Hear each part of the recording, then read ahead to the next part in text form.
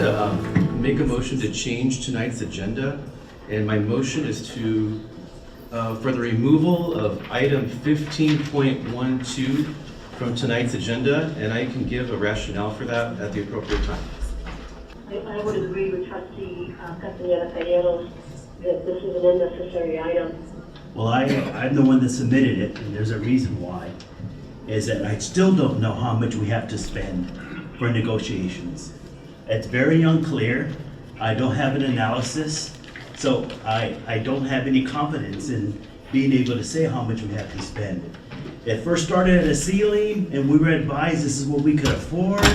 Then it went to a second level, this is what we have, and then it may go to a third level of this is what we can really afford.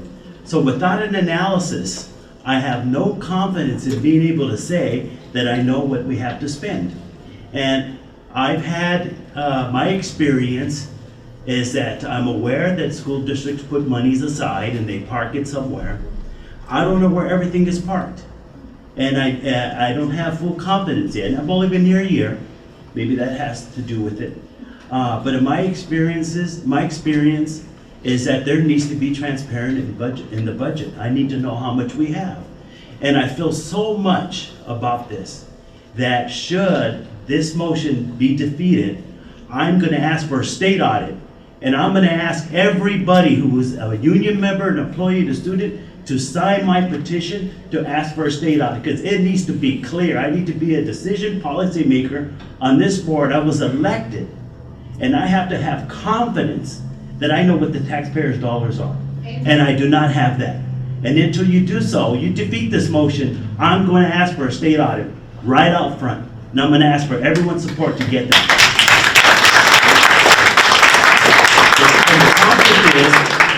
The conflict is this was an idea brought by 2 board members who were not sure about what we have.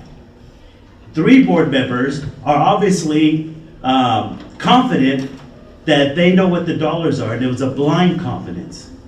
I need transparency. I need to know what we have. That's all there is. So I'm not blaming anybody. I'm not saying that you're doing something wrong. I don't know. But I need an objective opinion to be able to say confidently what we have to spend. It could be that we may be spending too much. I don't know. But I need to find out. And you may be right. Actually, you could probably end this all. So, Trustee, how much do we have to spend for negotiations? I'm not going to go there because that's a closed session item. Thank you. That's public. That's public information. Thank you, Mr. President. I think you should call the question. Good evening, everyone. I want to take this opportunity tonight to share with our classified members, as well as the Whittier Union's board and cabinet, the reality of CSA's membership and their members' negotiations team. CSEA negotiations team has made significant progress this year in addressing a lot of long-standing issues of disrespect by Whittier Union surrounding contract language, which allowed Whittier Union management to take advantage of classified staff for decades. Some of these changes to contract language have ensured making overtime opportunities fair and equitable to all members. Other language improvements have strengthened protections around classified membership related to discipline. Improvements have also been made after years of asking to allow chapter president additional release time equal to that of our certificated bargaining unit president, albeit we have 100 members more and dozens more classifications, in order that our president may conduct chapter business on behalf of its members. CSEA negotiated inserting contract language prohibiting video and audio surveillance of classified employees in staff lounges while on breaks. Shocker there. And CSEA got Whittier Union to agree to an ongoing salary review of 20% of classified jobs each year, allowing for every job to be reviewed once every 5 years, ensuring that salaries and duties remain relevant. Additionally, language making it clear to our transportation department, after numerous incidents, that labor law requires employees to be on the clock and in paid status each time they are sent out for random drug testing, was also inserted into our contract.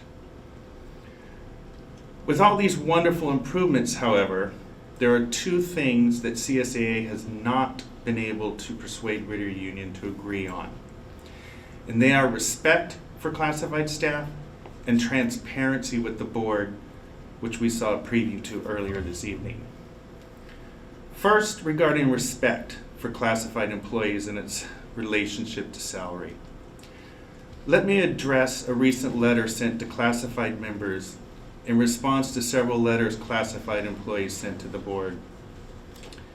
CSEA wishes to address each of the 3 points individually in this letter for both the board and our members who received this email. This misleading information and distortion of the facts shows an utter disrespect for classified staff. The first bullet point, quote, Whittier Union has forwarded the total COLA to its members in its offer of 6%. For every dollar spent on classified salary, the district pays an additional 39 cents in statutory benefits, like PERS and unemployment.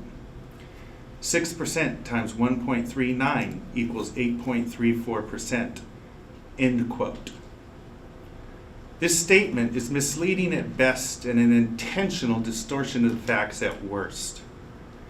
The 39 cents referenced disingenuously implies last year Whittier Union was paying 0% for benefits, and this year they are now suddenly paying 39 cents for every dollar in benefits. It goes on to insert a calculation of 6% multiplied by 39%, factor to wrongfully imply Whittier Union's offer of 6% on schedule equates to 8.34% once benefits are taken into account. A little background. COLA is applied to not just salary, but also benefits including payroll expenses, medical health premiums, etc. Using this letter's reference to PERS and unemployment as examples, CSEA would like to point out, and I'll be forwarding you guys a copy of my board report with a hyperlink to the California Department of Education referencing this for your own visual. The employee contribution rate for fiscal year 2023-2024 increased from 25.37 to 26.68% of payroll, effective with the first payroll ending in July 2023. Meaning that while an 8.2% increase was applied to PERS and the unemployment contributions, the true increase to PERS was only 1.31%, not 39%. The second bullet point states, quote, Whittier Union has offered a 3% one-time bonus with an equity floor to all classified employees. Our long-standing practice has been to use percentages to ensure equity among our different employee associations, given that their salaries differ based on certificate and educational requirements. We do not recognize that as a whole, we do recognize that as a whole, some classified staff earn less than teachers, and so we've offered an enriched one-time bonus to classified staff that earn less than a salary of $70,233. This offer is currently prorated based on the number of hours a classified employee works and represents $364,169 in additional monies, resulting in 87% of CSEA membership receiving a bonus higher than 3%. End quote. On the surface, this sounds like a statement of fact and therefore set in stone. First, let me address the statement, quote, our long-standing practice has been to use percentages to ensure equity amongst our different employee associations, given that their salaries differ based on certificate and educational requirements, end quote.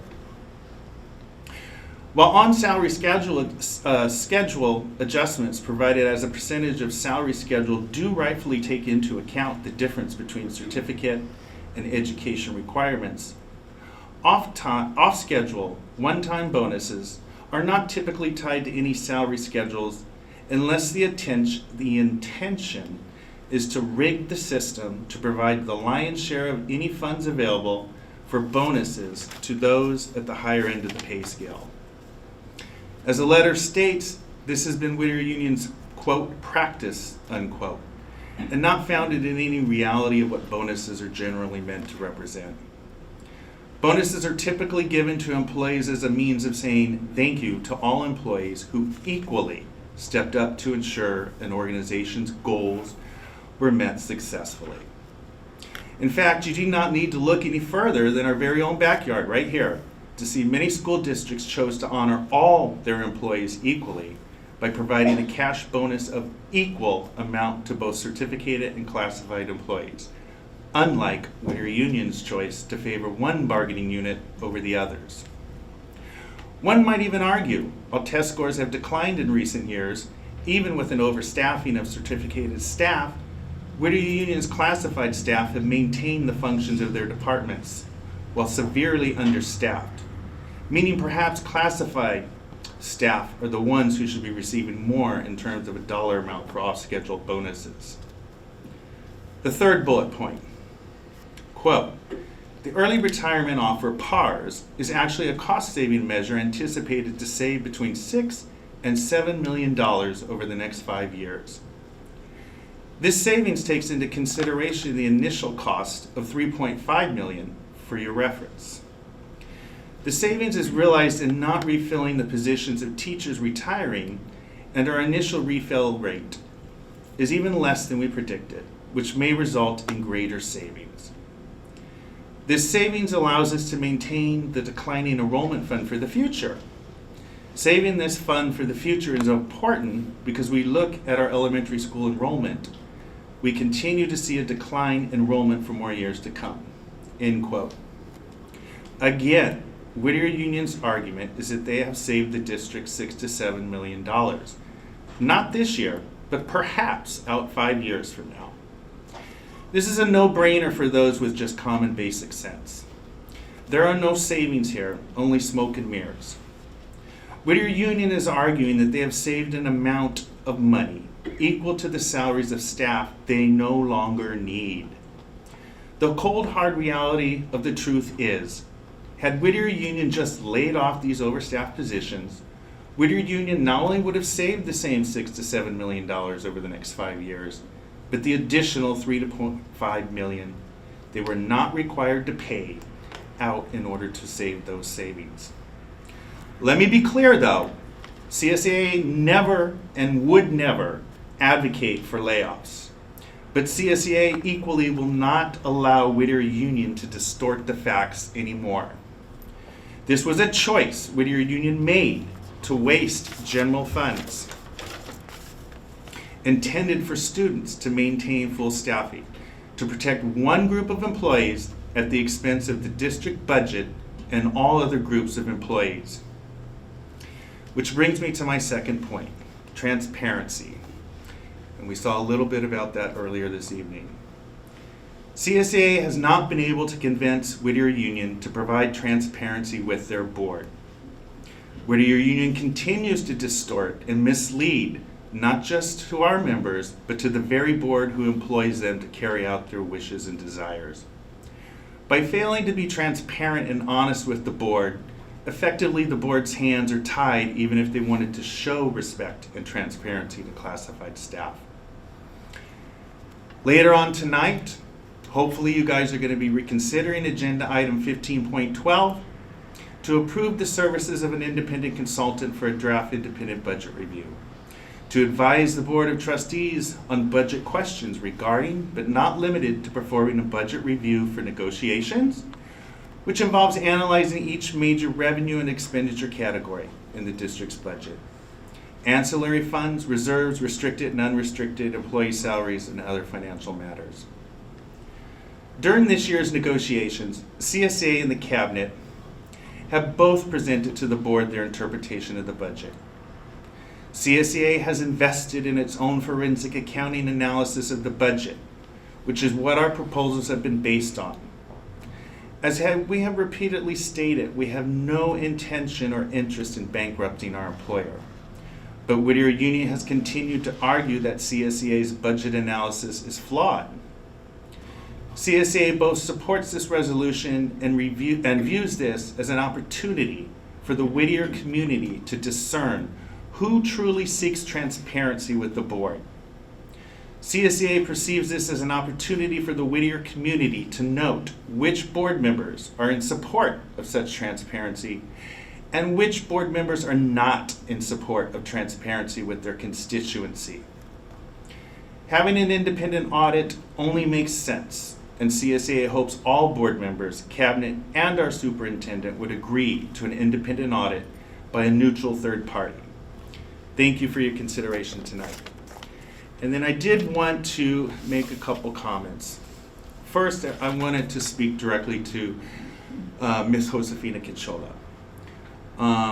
Like I said, CSEA has utilized our own forensic accountants in San Jose to conduct a budget analysis. We are confident in any independent audit.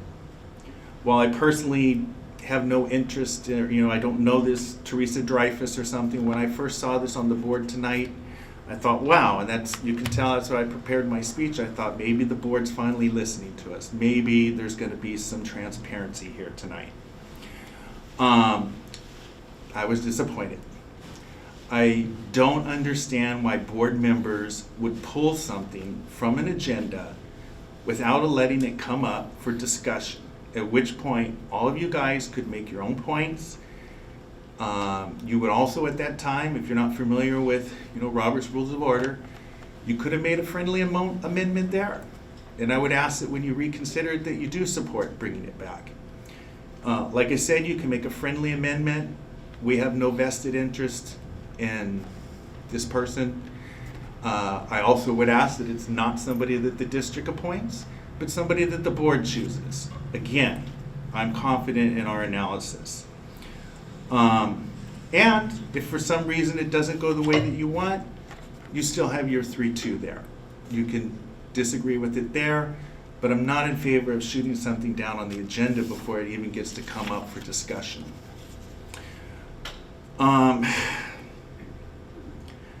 Russell, Irma,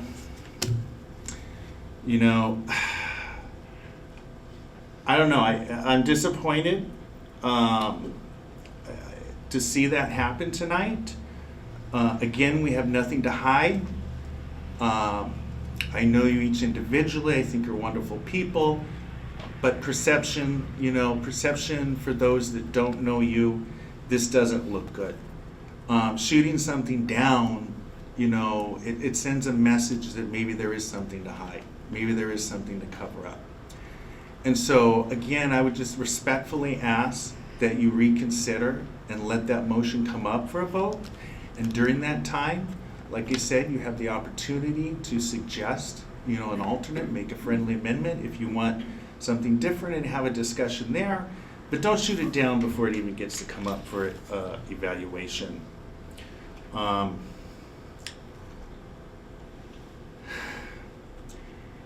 I too, like I said, I know that you have trust in our superintendent. I heard Ms. Irma Moisa saying the same thing. This is not about your trust, but this is about the trust of CSEA and the community. Not everyone has the privilege and the honor of being able to sit down with you guys one-on-one and meet with them. Like I said, this is not Martine or myself or us that did this accounting analysis. These are professional MBA forensic accountants in San Jose who analyzed the budget. This is not a teacher that was promoted to the cabinet. And so we feel very confident in these numbers. Again, I would ask that you just consider that and that you allow it to come up for a vote tonight. And then if you have a discussion at that time, that would be the appropriate time. With that said, I'm going to turn this over to Martin Torres. Good evening. Before I start, it's kind of interesting that you had an ethnic studies presentation because honestly, every time I look at the board and the cabinet, when I look up there, I think it's an honor because it reflects so many people's sacrifice for justice, equity, and respect in education. If Mendez and all the familias who had the courage to stand up against Westminster, could just see you guys. For social justice and education. It's crazy to think there was a time when education was not equal. I want to applaud you because to me, you are a dream realized. And I hope you guys can understand my appreciation for you guys. While we may see things a little differently sometimes, I do see the reality of the moment we're in and how history looks at us. So I do applaud you. I do want to make sure I mention that before I start. Good evening, Board President Mendez, fellow trustees, Dr. Oviedo, and Cabinet. As First Vice President of CSEA Chapter 42 and Chief Negotiator, I, like the trustees, am an elected representative and speak for a diverse group of people. I understand my role. I represent and advocate for our classified members. It is a great responsibility filled with joy and pain, because the act of caring can make a human soul grow weary. All my speeches before you, in negotiations, countless member representations, my goal is always to faithfully and morally represent CSEA Chapter 42 to the best of my abilities. As an elected servant, I cannot be selfish or self-seeking, especially in this day and age of transparency that will bring all things that are in darkness to light. So please understand when I speak, I am speaking for 638 souls that make up CSEA Chapter 42 classified. I am not speaking for myself. I would like to start off with a story. It's not something I read in a book, learned it in grad school, somebody else told me, or learned it in a workshop or seminar, because it's a reality that I lived. I grew up in a very poor, oppressed, marginalized, discriminated, and very violent barrio. When I say barrio, I mean I grew up there, not adjacent or visited family occasionally. It was a place where stories of people who made it beyond the major streets that bound our small community by economic oppression, systemic racism, brutality, and injustices on many levels defied all odds. If you made it out of there, it wasn't the norm. But I can remember as a young boy a beacon of light that made me believe that all things are possible. There was a professional boxer from our barrio who would go on to fight for the world championship. The reigning champion was Salvador Sanchez, one of the most powerful and feared welterweights of all time. But our barrio boxer had a shot of the world title. He was the underdog, no-name, throwaway contender. His name is Rocky Garcia. What a poignant name to have, because he faced an unsurmountable odd, and for what he represented to us, the hope that we could fight to succeed beyond our circumstances.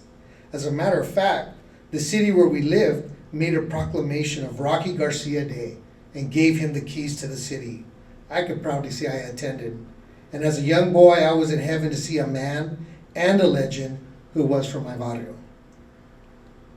Rocky would go on to fight Salvador, and it is still one of the great fights that can be found on Sports Illustrated boxing archives.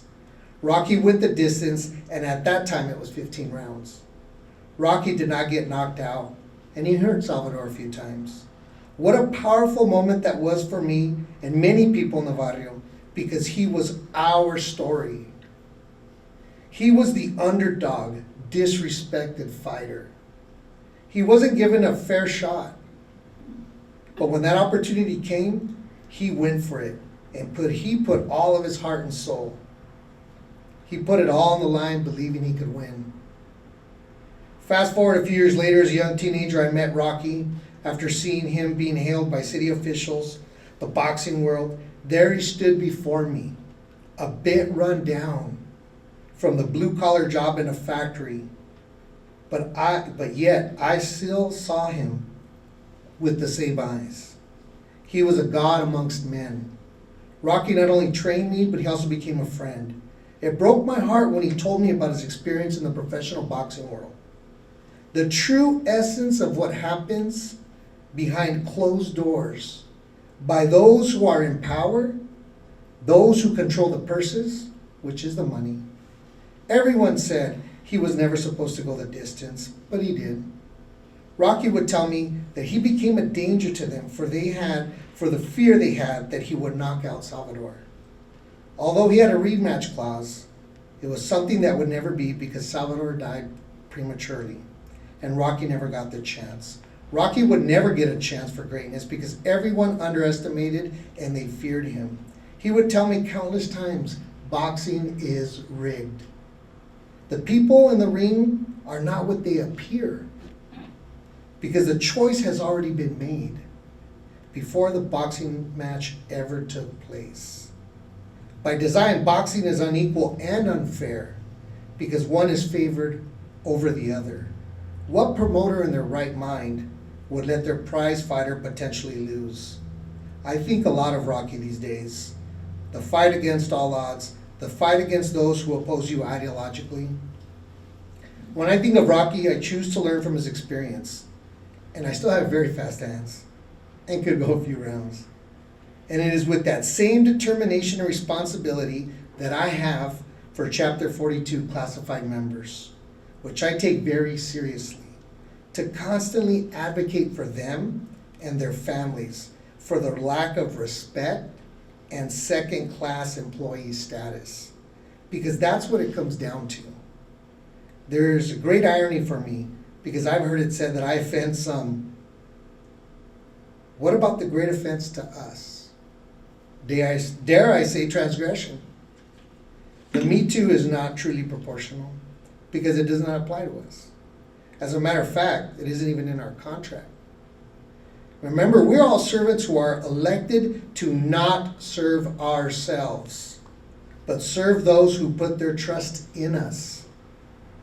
Not the special interests or those who would seek to divide, not unify. Those who would seek to demean and not value. Those who would seek to oppress rather than liberate. These ideas may all sound radical, but if you put your pulse on reality, change is happening and it's inevitable. Other districts in SoCal are making moves because the community and staff are pushing for change. We read about board members being recalled. We read about entire cabinets being removed. We read about entire admin teams being removed. As I have said so many times, we are the alarm bell. That's ringing. These are not things CSEA invented. They're not my imagination. I'm not telling you about a unicorn in the middle of the quad at Pioneer High School. I'm telling you about the reality of classified employees that do not have a living wage, lack support, underpaid, overworked, and understaffed, and the lack of respect. I get tired, but my resolve is beyond the mortal realm. The change that we want is equity, value, respect for working class people doesn't end when we ratify and the board approves the contract, because over 60% of our members live in the voting district, and many other CSEA chapter members do also. And this is not another reality that we invented. We did not invent this situation. We are merely responding and make our appeals to you.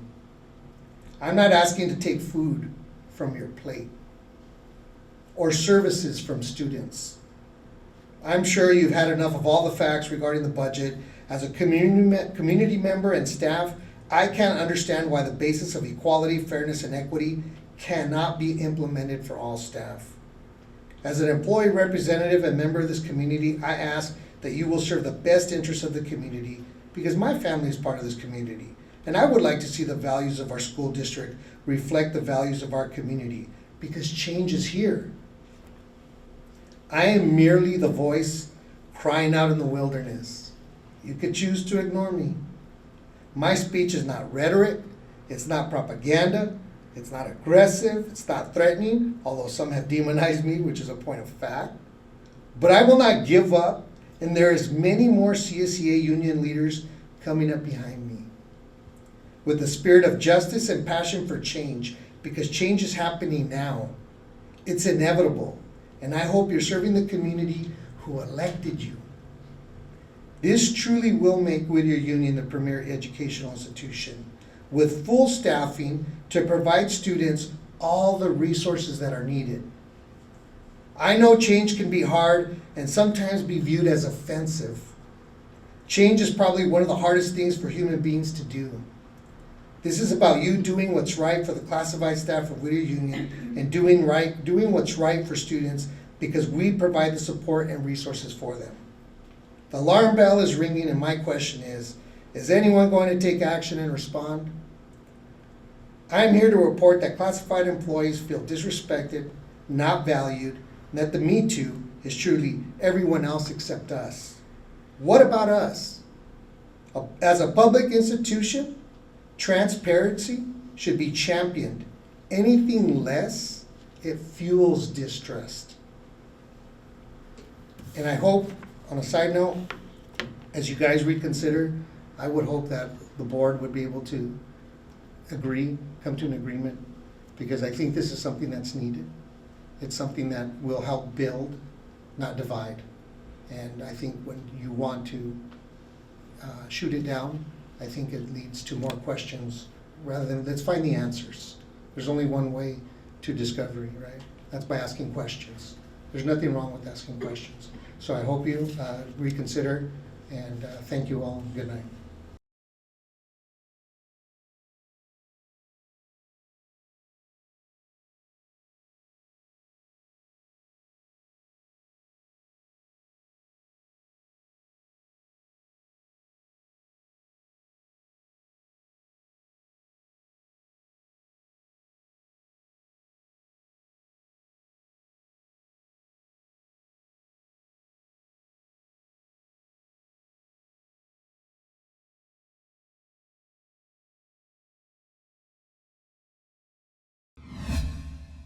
Hi guys, please like and follow our social media pages. Your likes and follows show your negotiations team your support.